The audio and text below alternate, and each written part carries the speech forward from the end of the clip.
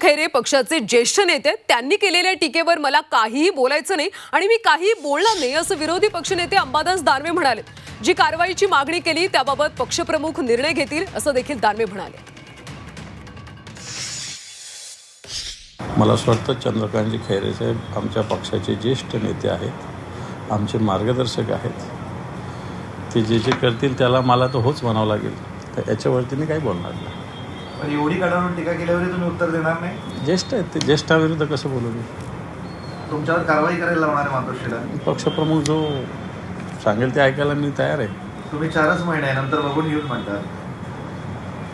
मग आता मी त्यांना म्हणू का तुम्ही काय?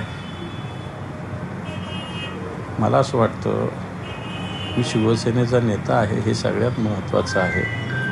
याला काही कालावधी नसतो, पण मी हेच सांगतो ना की ते ज्येष्ठ नेते आहेत, करायचं तर करा कारवाई, काय प्रॉब्लेम नाही।